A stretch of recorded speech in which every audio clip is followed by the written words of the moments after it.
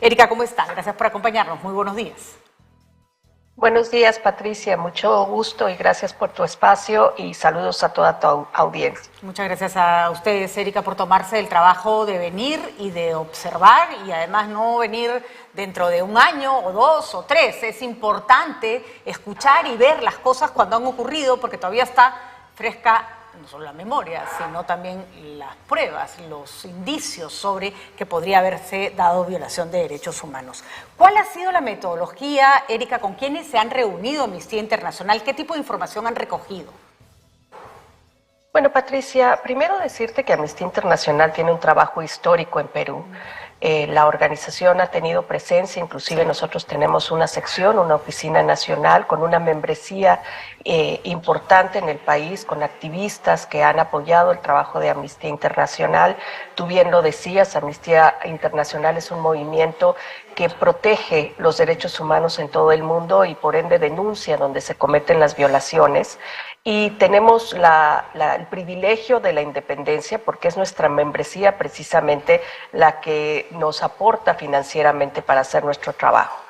Desde inicios de diciembre, cuando las protestas se empiezan a movilizar en diferentes puntos del país, empezamos a hacer un trabajo de monitoreo porque muy tempranamente empezamos a recibir denuncias de lo que podrían considerarse violaciones a los derechos humanos, ya nos hacían reportes del uso excesivo y desproporcional de la fuerza, de detenciones arbitrarias que a pesar que eran por un corto periodo, ponían, ¿verdad?, en riesgo a las personas a que se cometieran otros abusos por parte de las autoridades. Así es que en diferentes momentos nos hemos posicionado con la información que le ha sido entregada a la organización, con información videográfica y fotográfica, y a través de nuestros expertos en verificación digital, pues podíamos dar cuenta de lo que estábamos viendo. Sin embargo, sabíamos que esto no sería suficiente, sobre todo por la magnitud y la dimensión de las violaciones a los derechos humanos que empezamos a reportar.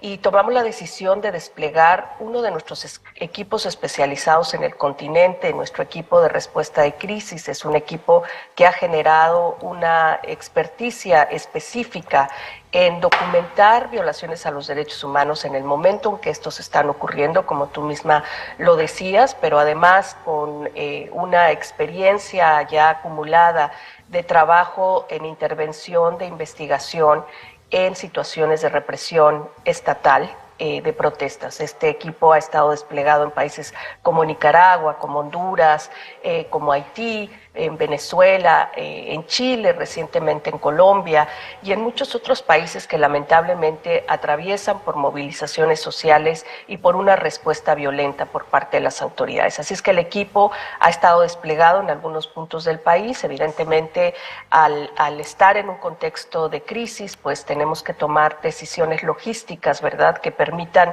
no solo el ingreso de nuestro equipo, pero muy importante la protección de las comunidades y las personas con quienes estamos entrevistándonos y conociendo sus casos.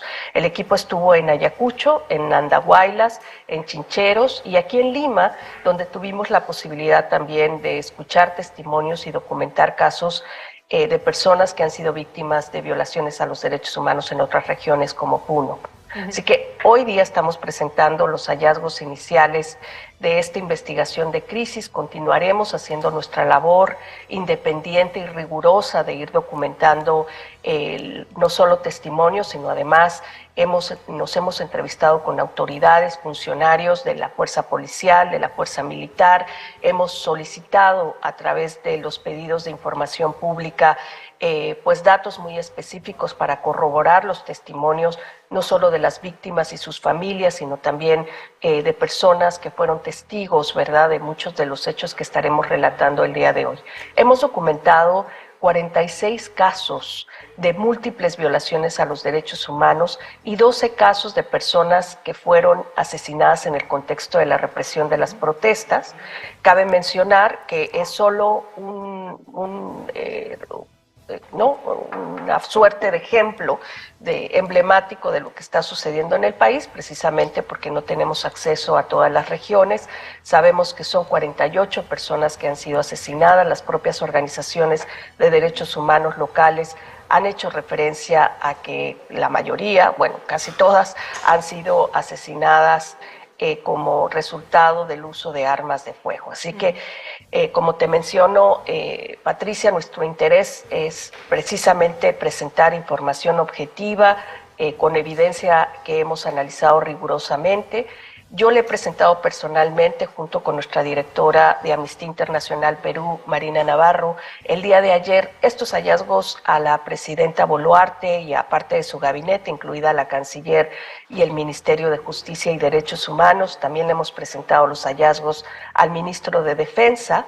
Y hemos escuchado, ¿verdad?, la posición de las autoridades al más alto nivel, que hoy día también estaremos reportando en la presentación de estos hallazgos. ¿Hubo receptividad en las autoridades, disposición a escuchar? ¿Han tenido respuesta a los pedidos que han hecho? Porque, por ejemplo, el Ministerio Público ha tenido dificultades para recabar información, como los planes operativos de la Policía y de las Fuerzas Armadas. ¿Cuál ha sido la experiencia de Amnistía en este caso? Bueno, digamos que ha habido receptividad, por supuesto. No solo ha habido disponibilidad de reunirse con Amnistía Internacional al más alto nivel, sino también autoridades técnicas han proporcionado a Amnistía información. Sigue siendo información limitada. Mucha de esta información hace referencia a que se trata de información protegida por razones de seguridad, así es que seguiremos haciendo nuestra labor a través de la solicitud de información pública, pero digamos que al alto nivel, por supuesto que ha habido una disposición de escucha y lo debemos reconocer. Sin embargo, la disposición de escucha se tiene que reflejar también en la aceptación de que Perú está atravesando por una crisis en materia de derechos humanos, independientemente de la crisis política e institucional que viene atravesando, no desde diciembre, pero por años, y que afecta el ejercicio fundamental de derechos. Con la presidenta Boluarte, por ejemplo, ella escuchó atentamente la presentación de los hallazgos, inclusive le presentamos como ejemplo algunos de los casos que habíamos documentado. Ella escuchó y después, bueno, ella también tuvo su posicionamiento. Ella hizo una descripción del contexto político, de lo que sucedió a inicios de diciembre del año pasado y pues la responsabilidad que ella ha asumido. Digamos, no hubo una respuesta concreta frente a los hallazgos que hemos presentado. El Ministerio de Defensa, por su parte, el ministro de Defensa, bueno, él dice que está esperando las investigaciones que está realizando la Fiscalía para poder tener un posicionamiento.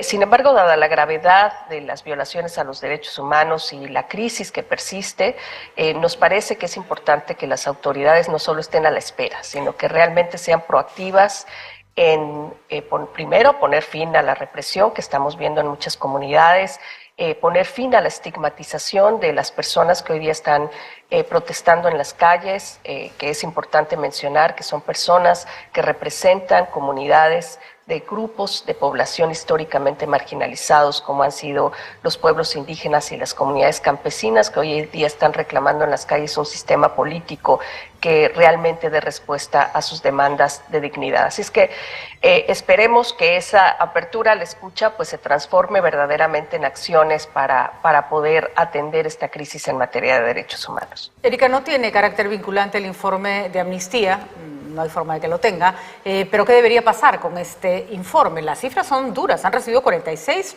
pedidos de revisión y encuentran por lo menos responsabilidad de violación de derechos humanos. A ver, explícame nuevamente las cifras para que nos quede claro cuáles son los indicios que han encontrado en estos casos, ¿no es cierto? Porque uno pide que se revisen determinados casos y ahí es donde Amnistía entra, ¿no es cierto? Bueno, Patricia, nuestra investigación es una investigación que busca encontrar patrones, ¿verdad?, de violaciones a los derechos humanos. Nosotros seleccionamos los casos, digamos, de manera aleatoria, entramos a las comunidades de manera independiente, no llevamos ninguna agenda, simplemente poder acompañar a las víctimas de violaciones a los derechos humanos en su exigencia de verdad y de justicia. Y en este caso hemos documentado 46 casos de violaciones a los derechos humanos y 12 casos de personas asesinadas en el contexto de las protestas para poder hacer un análisis riguroso. Eso no quiere decir que este es el total de casos que existen de violaciones a los derechos humanos, al contrario, son centenares de denuncias que hemos recibido y que han recibido las organizaciones de derechos humanos, incluida la institucionalidad de derechos humanos que es la Defensoría del Pueblo.